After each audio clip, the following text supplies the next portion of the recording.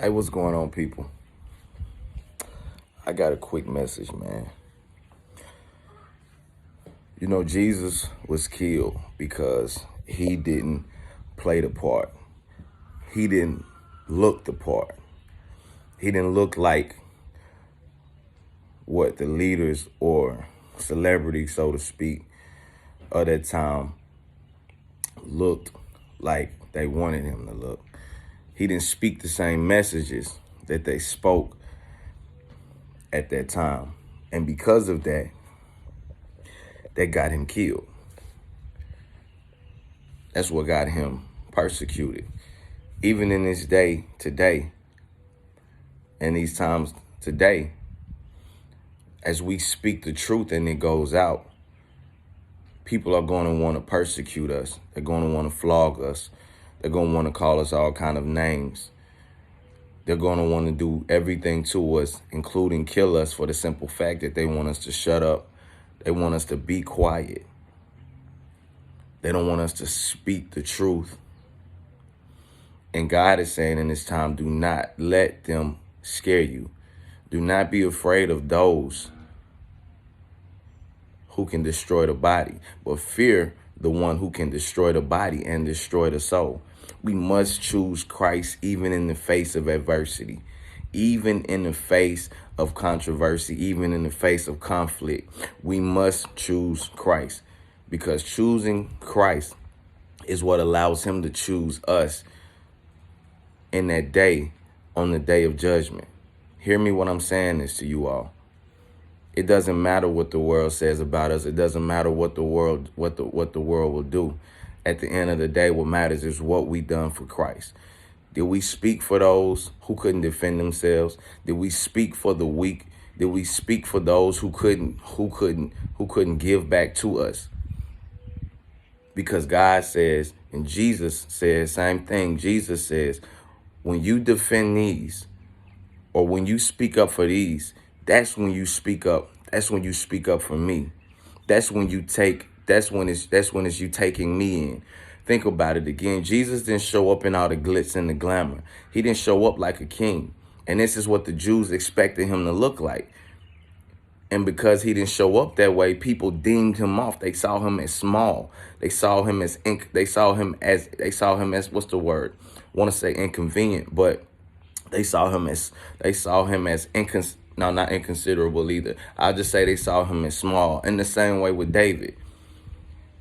When Samuel the prophet went to Jesse, that's David's father, Samuel knew that the Lord had led him that way to anoint the next king of Israel. And David had, I believe, 10 brothers before him. If I'm misquoting somebody can correct me in that, but the point of the fact of the matter is he had other brothers before him, all who were tall, who were good looking, who were handsome with long hair. And these were a lot of the qualities and standards that people deemed you as being blessed by God at that time, even today. And Samuel sat there and went through all the brothers, but David was in the back and he was sheep herding. He was herding the sheep. And Samuel went through all the brothers and said, none of these are the next ones of king. Do you have another? Is there another around, or whatever the case may be, that I might be missing? And David's own father, Jesse, deemed him off, waved him off like, yeah, David's in the back. But, he back there sheep herding, so what? Samuel said, quickly, bring him, quickly, please. David was small, ruddy, of no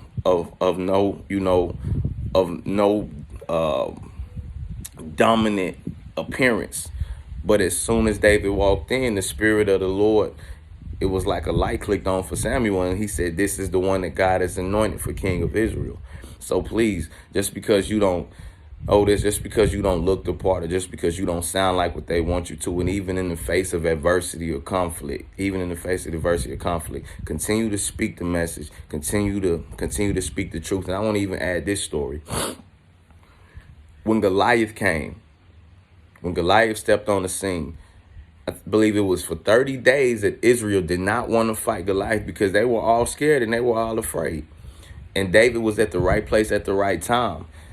his father gave him something to go and give the troops to eat, because of course they were hungry and they were thirsty and they needed strength. So David did what his father told him to do, being obedient, and he took the thing. He took the reinforcements, and he took the things out there for the soldiers. And David overheard Goliath mocking Israel.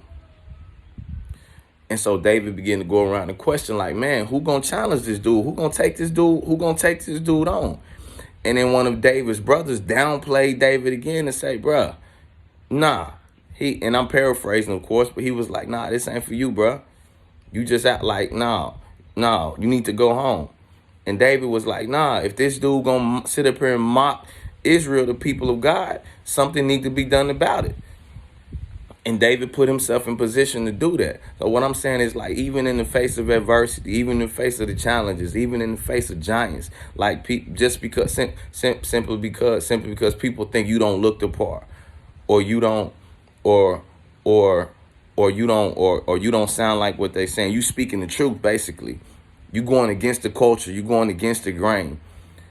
Don't let these, as the Bible calls them, what's the word?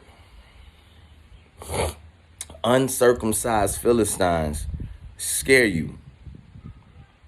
Don't let these people who promote lies, who promote murder, who promote violence, who promote malice, who promote sexual immorality, who promote all these things that are not of God, scare you. Because in the end, they have their destiny. We have to continue to stand up for the word of God. We have to continue to go hard for the truth. We have to continue to say what God tells us to say at the end of the day, because there are people in the balance. There are lives in the balance that's dependent on us to speak what God told us to say. And if we don't talk, and if we don't say what we got to say, it's going to be blood on our hands. A lot of these churches out here saying, no, we just love, no, we just love, no, we just love. But love look like speaking the truth, bro. If I know that you had it, if I know that something that you drinking got poison in it, or I seen somebody slip something in your drink and I don't say nothing to you, is that love? Nah, that's a flat out, that's not that. I don't love you because I'm not speaking the truth. People are headed to destruction. People are headed to that danger. And a lot of them don't know it. A lot of them want to know the truth. But a lot of the church is afraid to speak up because we're afraid of adversity. We're afraid of what people going to say. We're afraid to cause conflict. We're afraid that people we don't want to rock the boat. Man, forget all that. Jesus done the same thing, and it got him killed. What I'm saying is there are things that people are trying to pass, and I'm not just talking about abortion. There's laws that they're trying to pass to literally. There's laws that they're trying to pass to literally come in your home and take over. And they not gonna do it. They're not gonna do it all out in the open. They're gonna do it subtle. The same way that the serpent came to Eve. He came to her subtle. He came to her subtle. He came to her subtle, and he deceived her into doing what she wasn't supposed to do. And Adam seeing the same thing happen and nothing, he done the same thing. So especially men in this time, men, we got to speak up. We cannot be afraid in this time to speak up simply because we feel like it's going to cause controversy, or we got to speak up and speak out. Because these people are trying to come into our homes and take over. They're trying to take over the family. They're trying to take over the children. They're trying to take over all our rights they're trying to take over the rights that we have. It was fine when it was personal, when it was low level. But when legislation start to get passed like that, you got to now start speaking up, because somebody going to start getting persecuted. And it's going to be the people of God. And it's also going to be the ones that who we were supposed to speak out for, who we were supposed to say something for, but we never did. So now they're gonna be the ones being bullied along with us, and they don't even know they right from they left. So people, in this time, real talk, if we ain't standing up and we ain't speaking and we ain't standing up and speaking the truth, saying what God is telling us to say, saying the right thing, then we ain't no different. We ain't no different than the people that's out here spewing out evil. We ain't no different from the people that's out here, that's out here talking about abortion. Or we ain't no different than people that's out here talking, that's out here pushing this LGBTQ. We ain't no different than those. The Black Lives Matter lies, the people lying about that. We ain't no different than those just by sitting down, being quiet. We got to go out here. We got to come out here and we got to speak. We got to speak the truth. We have to speak the truth. It is imperative that we speak the truth and we not be afraid, regardless if it get us killed, regardless if it get us canceled, regardless if they call us names, or they make us look like they start calling us names and things that we know that we not. They call Jesus all sorts of things. But at the end, he knew he was the Son of God. He knew he came to redeem these people. So in the same with you, because you know who you are, because you know what you represent, speak the truth regardless. Don't care what these people got to say, bro. These people ain't nobody. These people ain't nobody. Your validation don't come from them. Your approval don't come from them. These people ain't nobody. They are nobody. Do you hear me? And we're all nobodies. But what I'm saying in the sense of nobody is just because a celebrity says it, just because politics says it, that don't make it right.